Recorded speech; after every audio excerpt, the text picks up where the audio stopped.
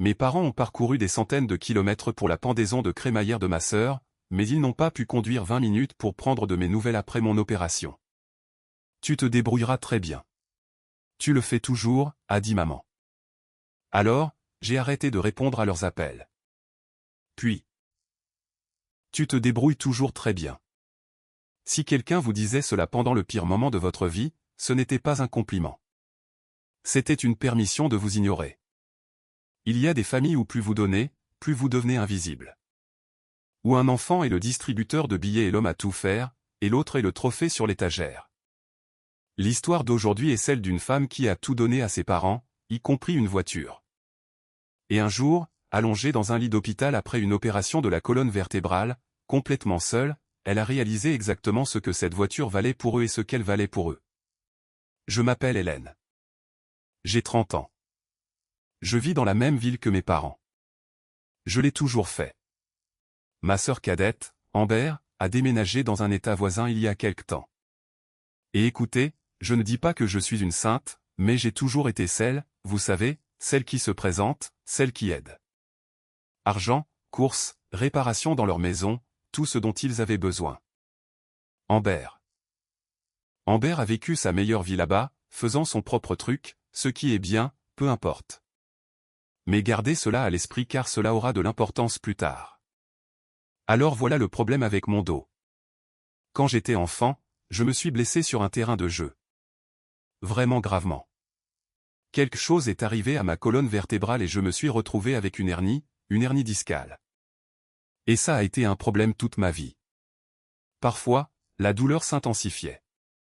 Je prenais mes médicaments. Elle disparaissait pendant un certain temps, puis ça recommençait. Je faisais avec, vous savez. C'était ma normalité. Puis, il y a quelques mois, j'ai eu un accident de voiture. Rien de fou. Personne n'est mort ou quoi que ce soit. Mais quand la voiture a freiné brusquement, j'ai été projeté en avant très violemment. Et après ça, oh mon Dieu, la douleur est revenue, mais genre 10 fois pire. Ce n'était plus seulement mon dos. Ça irradiait dans mes jambes. Certains jours, je pouvais à peine marcher. Par exemple, je me tenais dans ma cuisine et ma jambe gauche devenait toute engourdie et je devais m'agripper au comptoir. Alors, j'ai pris des vacances, j'ai commencé à aller à l'hôpital tous les jours. Les médecins n'arrêtaient pas de me dire de m'allonger, de me reposer, de ne pas bouger, mais je devais m'y conduire moi-même. Dans ma vieille voiture déglinguée que j'ai depuis des années, celle dans laquelle je n'arrête pas d'investir de l'argent pour les réparations, et les très mauvais jours où je ne pouvais pas m'asseoir dans le siège du conducteur sans avoir envie de crier, j'appelais un taxi. Payez des taxis pour aller à des rendez-vous médicaux parce que vous ne pouvez pas conduire vous-même. Donc, un jour, j'ai appelé mes parents. Je me suis dit, d'accord, c'est à ça que servent les parents, non? J'ai demandé s'ils pouvaient m'emmener à l'hôpital. J'ai même expliqué que je pouvais mettre un oreiller sur leur banquette arrière et m'allonger sur le chemin. Ce serait tellement plus facile. Et ma mère répond, eh bien, nous sommes très occupés en ce moment, Hélène. Occupés? D'accord. Et tu sais, ton père et moi ne nous sentons pas très bien non plus. Bien sûr, ils ont leurs maux et leurs douleurs. Ils sont plus âgés. Je comprends. Mais je vous dis que je ne peux pas marcher correctement. Et vous me dites que vous êtes trop occupé? Je n'ai pas insisté. C'est ça le truc. J'ai juste dit, d'accord, c'est bon. Je vais trouver une solution. Alors j'ai continué. Radiographie, IRM, analyse de sang, tout ça. Chaque jour, me traînant à cet hôpital. Et puis un jour, le médecin m'assoit et son visage n'est vraiment pas bon. Il me dit que la hernie est grave. Vraiment très grave. Il dit, vous avez besoin d'une opération et ça ne peut pas attendre. Il l'a programmée pour la semaine suivante. Une semaine. C'est à ce point que c'était urgent. Je suis allé directement chez mes parents après ce rendez-vous. Je suis entré, je me suis assise à leur table de cuisine et je leur ai tout raconté. Les résultats de l'IRM, la date de l'opération, tout. Je suis assise là en pensant qu'ils vont être inquiets, non? Ils vont me poser des questions, peut-être me prendre dans leurs bras, je ne sais pas. Ma mère hoche la tête et dit, oh, eh bien, c'est. Ouais. Alors, au fait, est-ce qu'on t'a parlé du nouvel appartement d'Amber? Je le jure. Je suis restée assise là et elle a commencé à parler de comment Amber a trouvé cet endroit magnifique et du loyer et du quartier et blablabla. Mon père hochait la tête comme si c'était la chose la plus intéressante qu'il ait jamais entendue. Et je suis assise juste là, venant de leur dire que j'ai besoin d'une opération de la colonne vertébrale dans 7 jours. Je suis juste restée assise là, à gratter une éraflure sur leur table avec mon ongle. Vous savez, quand vous êtes tellement stupéfait que vous devenez vide. Je crois que j'ai dit c'est bien et je suis parti. 2 jours plus tard, je les ai rappelés. Je devais organiser le transport pour l'hôpital pour l'opération. C'était imminent. Quelqu'un devait m'emmener. J'ai appelé le téléphone de ma mère et quand elle a décroché, il y avait tout ce bruit en arrière-plan. Musique. Des gens qui parlent, qui rient. Maman, où es-tu? Oh, nous sommes à la pendaison de crémaillère d'Amber. Ton père et moi sommes montés ce matin. Montés dans un autre état pour une fête de pendaison de crémaillère alors que je suis assise ici, à peine capable de marcher, avec une opération dans 5 jours. Pourquoi ne me l'as-tu pas dit? Eh bien, chérie, tu ne serais pas venue de toute façon avec ton dos et tout. Tu as besoin de repos. Elle a décidé pour moi. Elle a juste décidé que je ne voudrais pas venir, alors elle n'en a même pas parlé. Et puis elle dit, nous t'appellerons quand nous serons de retour à la maison, d'accord? Je suis sûr que tu te débrouilleras très bien. Tu le fais toujours. J'ai raccroché. J'ai juste appuyé sur le bouton et je suis restée assise sur mon canapé à regarder le téléphone. Et puis ça m'a frappé. La voiture qu'ils ont conduite pour la pendaison de crémaillère d'Amber. J'ai acheté cette voiture. J'ai contracté un prêt, je leur ai donné, et je paie les mensualités, l'assurance aussi, tout. Pendant ce temps, je me déplace dans ma vieille voiture qui tombe en panne 1 mois sur 2. Je leur ai acheté une voiture et ils l'ont utilisée pour passer à côté de l'aide qu'ils pouvaient m'apporter. Donc, quelques jours passent après cet appel téléphonique et j'attends juste comme une idiote, j'attends qu'ils m'appellent à leur retour de la pendaison de crémaillère d'Amber parce que c'est ce que ma mère a dit, n'est-ce pas? Nous t'appellerons quand nous serons de retour. Des jours, rien. Pas d'appel, pas de texto, rien. Et je sais qu'ils sont de retour parce que je vois ma mère poster des choses sur Facebook. Elle est à la maison. Elle n'a juste pas pris la peine. Et puis je reçois enfin un texto d'elle, n'est-ce pas? Non. Elle m'envoie des photos de l'appartement d'Amber, le salon, la cuisine, un balcon, et elle écrit « Regarde comme c'est beau. Amber a loué un appartement si cher.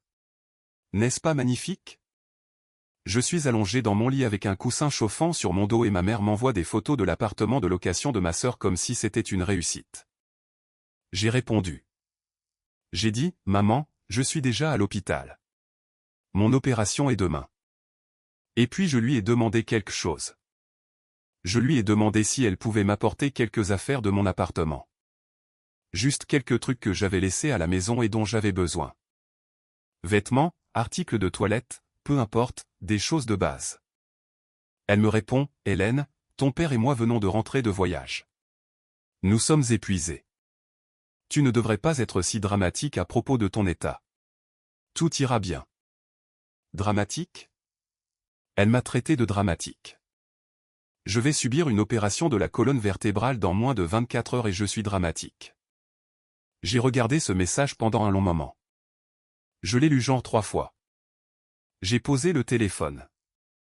Je l'ai repris, je l'ai relu. La chambre d'hôpital avait ce bourdonnement étrange provenant d'une ventilation ou quelque chose comme ça et je suis juste resté allongé à l'écouter et à lire ce texto encore et encore. Puis j'ai appelé mon amie Dana. Que Dieu bénisse Dana. J'ai dit, peux-tu me rendre un immense service? Et avant même que j'aie fini d'expliquer, elle a dit, j'arrive. C'est tout. Pas d'excuses. Pas de je suis un peu occupé. Elle est juste venue. Elle a conduit jusqu'à l'hôpital, a récupéré les clés de mon appartement, est allée chez moi, a pris tout ce dont j'avais besoin et me l'a rapporté. Ça lui a pris peut-être 2 heures au total. 2 heures. C'est tout ce que ça aurait pris à mes parents. 2 heures, et ils ne pouvaient pas le faire. Dana est restée avec moi un moment ce soir-là. Elle n'a pas beaucoup parlé de la situation avec les parents. Elle sentait que je ne voulais pas en parler. Elle s'est juste assise là à faire défiler son téléphone pendant que je regardais une émission à la télé. La télécommande avait une fissure et un des boutons manquait. Je n'arrêtais pas d'appuyer sur le trou où se trouvait le bouton. Chose stupide dont je me souviens. Le lendemain matin, jour de l'opération. Je ne me souviens pas beaucoup de la préparation. Ils m'ont emmené en fauteuil roulant, ont fait le truc de l'anesthésie, et j'étais parti. L'opération elle-même, évidemment, j'étais inconsciente pour ça. Mais je me souviens de m'être réveillé. Cette partie, je m'en souviens clairement. Tout était brumeux au début. Ma bouche était si sèche. Le plafond était trop lumineux et mon dos me semblait bizarre. Pas douloureux exactement, plus comme une pression lourde. J'ai cligné des yeux plusieurs fois et il y avait une infirmière qui vérifiait quelque chose sur le moniteur à côté de moi. J'ai regardé autour de la pièce. Vide. Juste moi et elle. Est-ce que quelqu'un est venu? Ai-je demandé. Ma voix semblait rauque et fausse. L'infirmière m'a regardé. Quelques amis ont appelé pour prendre de tes nouvelles. Quelques personnes de ton travail aussi. Est-ce que quelqu'un est venu, Jean en personne? Elle a secoué la tête. Juste des appels téléphoniques, ma chérie. J'ai dégluti. J'avais mal à la gorge. Mes parents. Est-ce que mes parents ont appelé? Elle a regardé le dossier ou quelque chose, a vérifié ses notes, puis elle a juste secoué la tête à nouveau. N'a rien dit. A juste secoué la tête. Et ce fut le moment. Je ne sais pas comment l'expliquer. Ce n'était pas un grand truc dramatique où j'ai pleuré ou crié. Je suis juste resté allongé à regarder ce plafond lumineux et c'était comme si quelque chose avait cliqué ou s'était brisé. Je ne sais pas quel mot est le meilleur. Mes parents pouvaient conduire des centaines de kilomètres jusqu'à un autre état pour la pendaison de crémaillère d'Ambert. Pas de problème. Mais ils ne pouvaient pas conduire 20 minutes à travers la ville pour prendre de mes nouvelles après une opération de la colonne vertébrale. N'ont même pas décroché le téléphone pour demander si j'étais en vie. Mes collègues se souciaient plus. Des gens avec qui je déjeune parfois se souciaient plus que mes propres parents. J'ai tourné la tête vers la fenêtre. Il y avait un arbre dehors, un de ces arbres minces qui ont l'air d'être toujours sur le point de tomber. Je l'ai regardé un moment. L'infirmière a demandé si j'avais besoin de quelque chose et j'ai dit non. Elle est partie et je suis juste resté là. Oh, attendez. J'ai oublié de mentionner. Et pendant tout le temps avant l'opération, Amber ne m'a jamais appelé non plus. Pas une seule fois. Ma sœur n'a pas appelé pour demander comment j'allais. Pour me souhaiter bonne chance. Rien. Je l'ai appris plus tard, mais ça colle ici, alors peu importe. Aucun d'eux. Personne de ma famille. 0. Dana m'a envoyé un texto ce soir-là. Comment ça s'est passé? Tu vas bien? J'ai répondu bien et c'est tout. Je n'avais l'énergie pour rien d'autre. Mon dos me lançait et ma poitrine était serrée, mais pas à cause de l'opération, à cause d'autre chose. J'ai donc passé 10 jours dans cet hôpital. 10 jours. Et pendant tout ce temps, mes parents ne sont jamais venus, pas une seule fois. Ne se sont jamais montrés. N'ont jamais rien apporté. Rien. Ma mère m'a appelé une fois, cependant. Une fois en 10 jours. Et vous voulez savoir de quoi il s'agissait? Pas de ma santé, pas de ma convalescence. Elle a appelé parce que les paramètres de leur télévision et de leur internet s'étaient déréglés d'une manière ou d'une autre et elle avait besoin que je vienne réparer ça. Hélène, tout a cessé de fonctionner. La télé, internet, tout. Tu dois venir et tout reconfigurer. Maman, je suis à l'hôpital. J'ai été opéré. Je ne peux aller nulle part. Elle s'est mise en colère. Vraiment en colère contre moi et a raccroché. M'a juste raccroché au nez. Et puis quelques minutes plus tard, je reçois un texto d'elle. Je l'ai encore enregistré. Elle a écrit que je leur avais manqué de respect, qu'il était temps pour moi de quitter l'hôpital et d'aider mes parents au lieu de rester inactive au lit. Rester inactive au lit après une opération de la colonne vertébrale. Inactive. Je n'ai pas répondu. Je ne pouvais tout simplement pas. Que peut-on bien répondre à ça? J'ai posé le téléphone face contre la petite table à côté de mon lit et je n'y ai pas touché du reste de la journée. Le jour de ma sortie, Dana est venue me chercher. Pas mes parents, mon ami. Elle m'a aidé à monter dans la voiture, m'a ramené à la maison. Je portais ce corset médical et je bougeais comme un robot. Chaque pas était douloureux. Et puis les semaines qui ont suivi, la rééducation. J'étais à la maison mais pas bien. Je pouvais à peine faire quoi que ce soit par moi-même.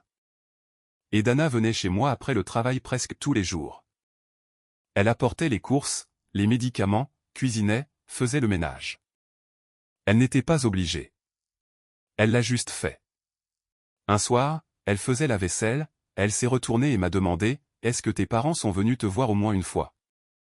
J'étais assise à la table de la cuisine avec mon corset. J'ai juste secoué la tête. Pas une seule fois. Pas une seule fois. Elle s'est essuyée les mains sur une serviette et s'est assise en face de moi. N'a rien dit pendant une seconde. Puis j'ai pris mon téléphone et je lui ai montré le texto de ma mère. Celui où elle me demandait de leur envoyer de l'argent pour les réparations de la climatisation et un autre demandant de l'argent pour les courses. Dana les a lus, m'a regardé. Elle te demande de l'argent pendant que tu te remets d'une opération? Ouais. Qu'est-ce que tu vas faire à ce sujet, Hélène? J'y ai beaucoup pensé. Allongé dans mon lit. On a beaucoup de temps pour penser. Je lui ai dit que j'allais minimiser toute communication avec eux. Prendre mes distances. Arrêter d'envoyer de l'argent. Arrêter d'être leur homme à tout faire et leur distributeur de billets.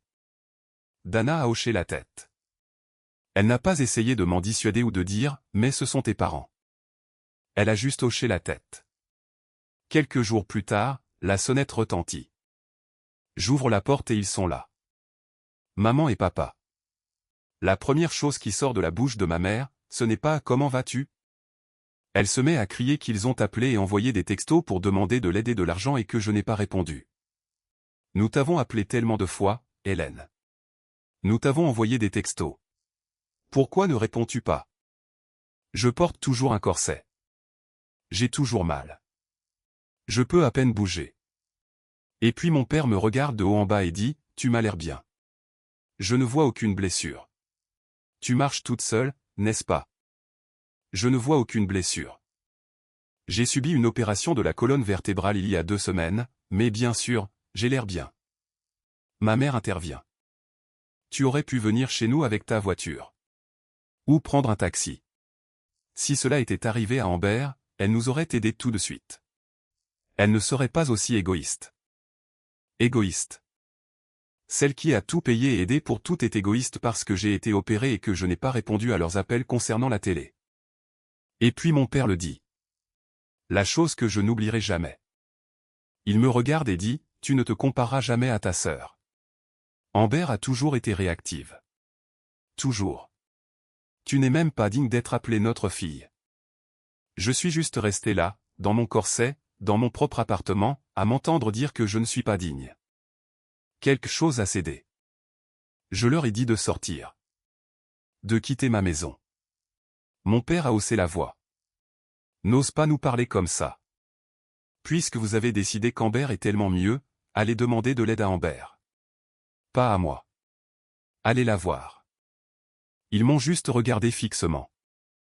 Et la voiture? La voiture que je vous ai achetée? Vous allez la garer dans mon jardin tout de suite et vous appelez un taxi pour rentrer chez vous.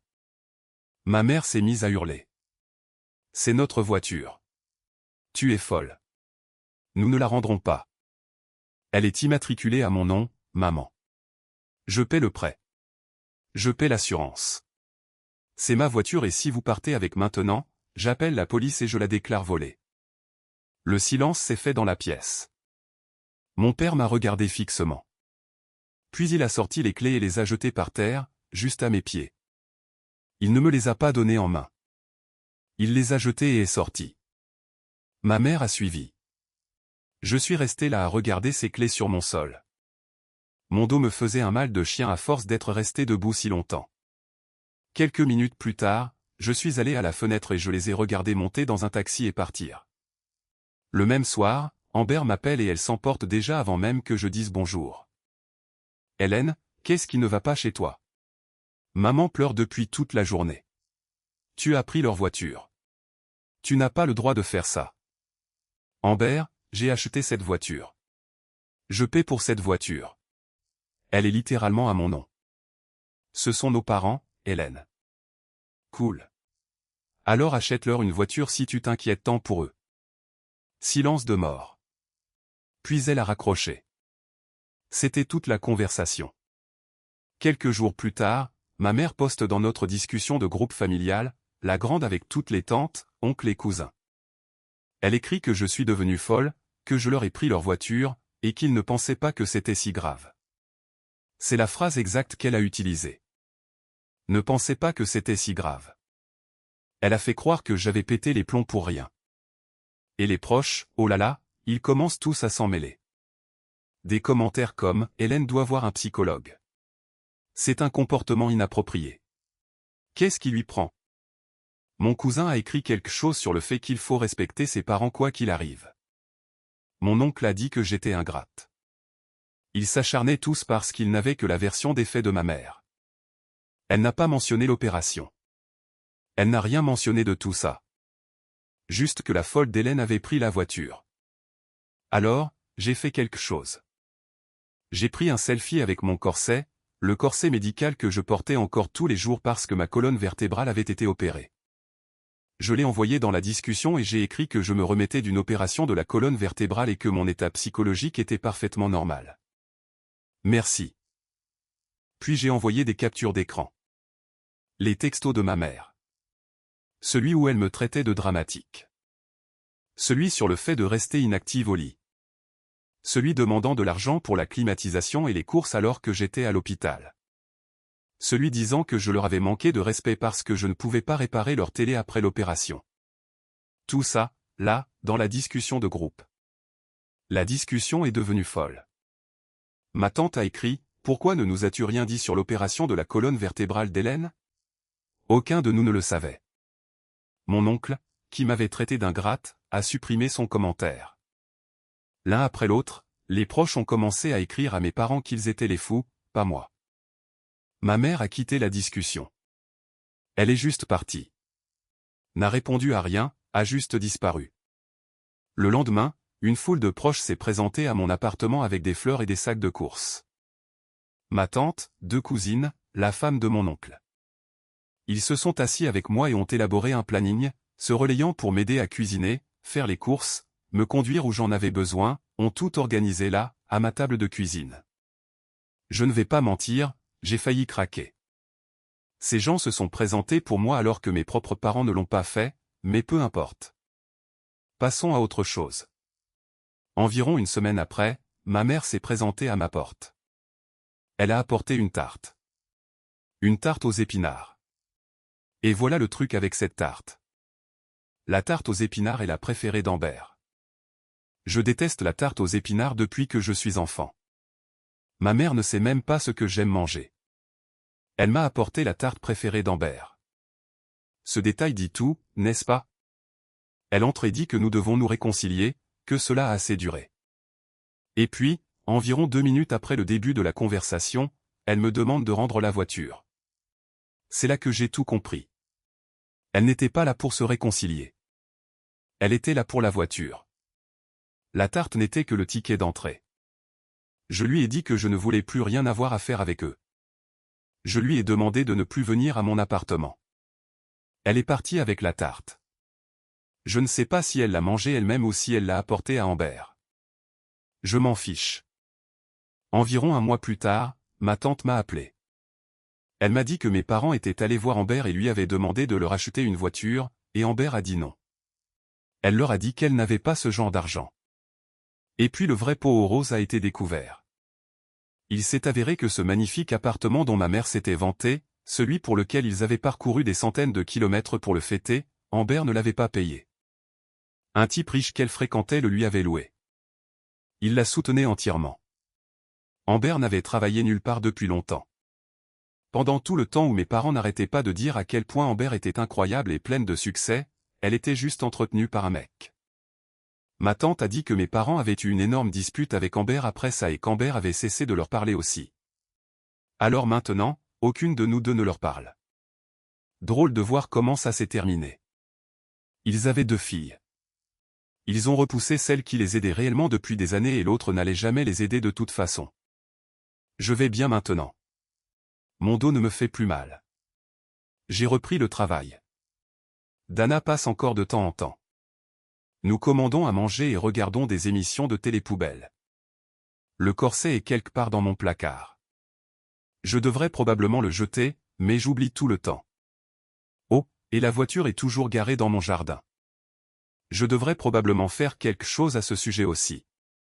Vous savez ce qui est déchirant dans cette histoire? Hélène n'a rien demandé d'extraordinaire. Elle a demandé qu'on la conduise à l'hôpital. C'est tout. Les mêmes parents qui ont parcouru des centaines de kilomètres pour une pendaison de crémaillère n'ont pas pu conduire 20 minutes pour l'opération de leur fille. Et au moment où elle a cessé de donner, ils l'ont traitée d'égoïste. Ce n'est pas de l'amour. C'est une transaction. Et quand les paiements s'arrêtent, la relation aussi. Rappelez-vous, vous n'êtes pas égoïste d'avoir des besoins. Vous n'êtes pas dramatique d'avoir mal. Et vous n'êtes pas ingrat de vous éloigner des gens qui ne se montrent que lorsqu'ils ont besoin de quelque chose de votre part. Si cette histoire vous a touché, partagez-la avec un ami qui a besoin de l'entendre.